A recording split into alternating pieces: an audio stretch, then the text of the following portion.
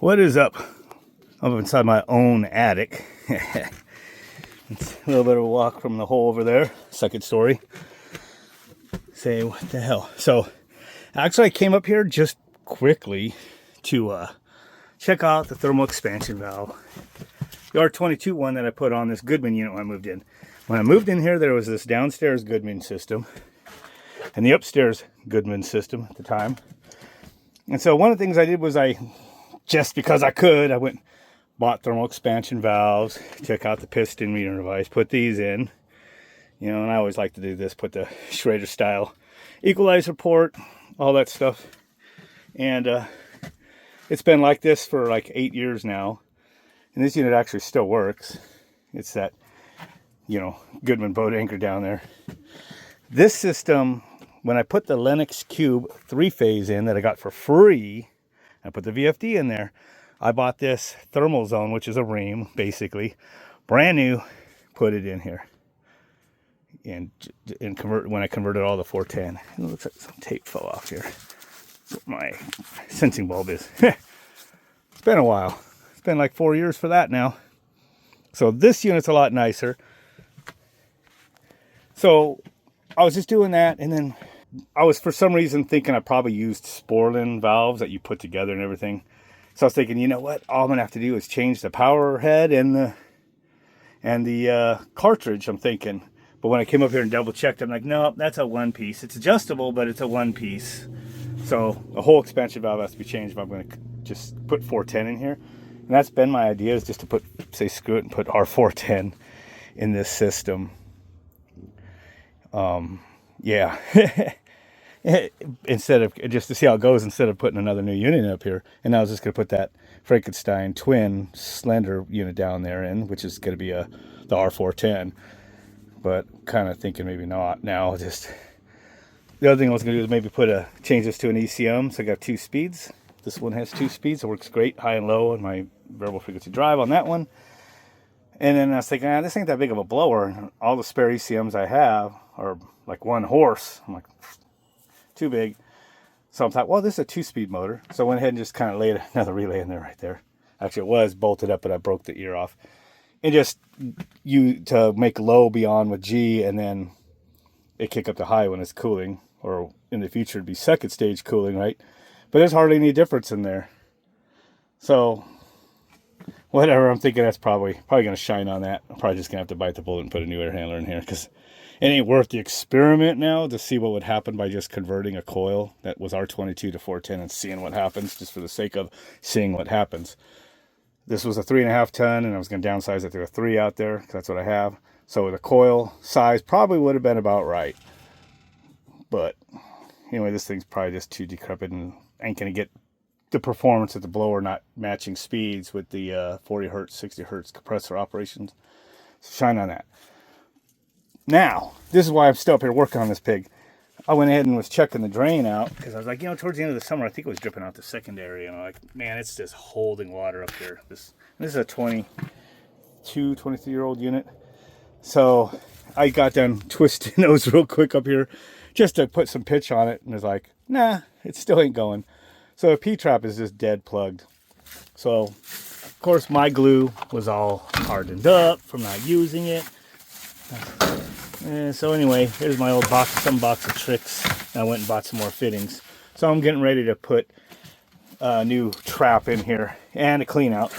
So if you look at this unit here, this is how I like to do it. So here's a vent. This was the old one. I just left it in there when I coupled it back together. So ignore that. But this, I add the vent here, and then I put another T here, so that's a clean out. So I could just blow it right through. You can hear it's clear. And just put a little slip fitting on there, and it's great. So that's what I'm going to do over here. Put a slip fitting on it. So anyway, I wanted to hold the water that I put in there, so I'm going to strap this up. I'm going to do 2 hands, but I'm going to ratchet this up to kind of pitch it away from the opening. Cut it all out. Put a new trap in. No fun up here. Just a quick one. They were out of the P-trap, so I didn't have a deep one, so I had this running trap in my bucket of tricks, so I just used it. I mean, it'll work. So, over here, Does seem to be draining. So, got some drips, but I did accidentally drop the ratchet strap really quick. So I think it kind of splashed over the pan in there. So it looked like the pan was still okay around there when I had this panel off. I think I kept that one from the other unit I pulled out. Essentially, now that I've been up here messing around with this thing, I'm like, yeah, I don't think I want to put 410 on this, and I just need to bite the bullet and just get myself an air handler, and I need to do it quick. So see what I get. Gotta get it done. Right, here we go. Coming out the bottom one there. The other one's to my other unit. That's the one they made up there for that one. Here's this drain that's plugged solid.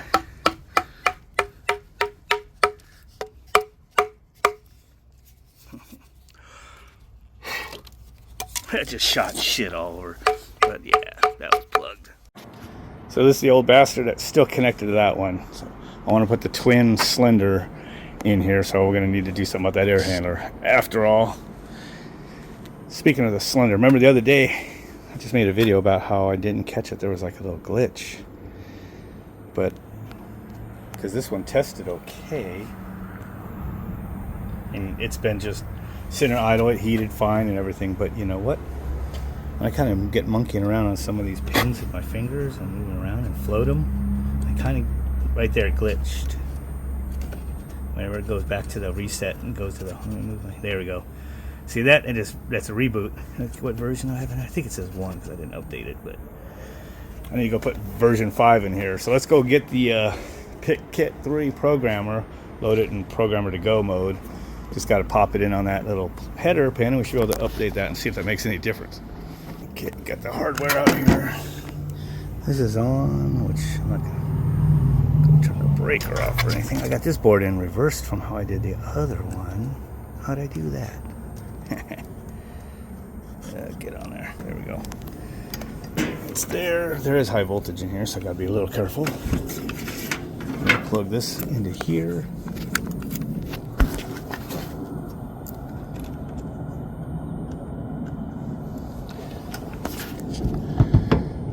Comes in handy. A portable phone charger, turn it on. Pig kit is gonna do this thing until that red light turns off. It's gonna just go to this blue light flashing. It's still running there, so let's see. I don't know if we can get them both in the view, but also don't want to screw up. Hit that button. It's going to program it, and we'll know we're done because the light will stop flashing, and then when it first reboots my processor, it's going to, if I get the focus there, it's going to say revision 5. There it is.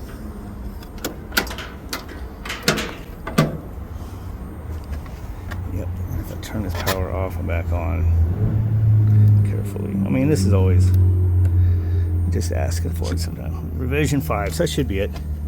I'll have to test it when I'm switching the modes next time I get out here, cycling the reversing valve.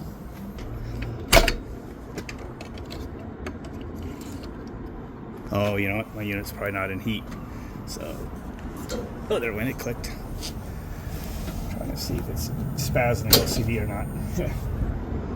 Well, this ain't an easy disconnect. That's fine.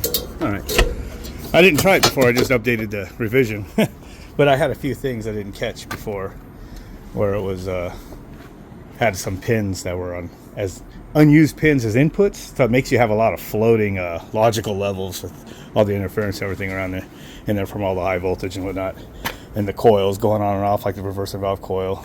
So it's probably good. This unit worked fine when I tested it, so it should just only be better now. Anyway, that'll do it for now. I'll put this cover back on. Don't forget to like, share, subscribe, and comment and all that stuff. And pretty soon I'll have to go look for a new air handler. Do it quick before summer comes, because that attic sucks.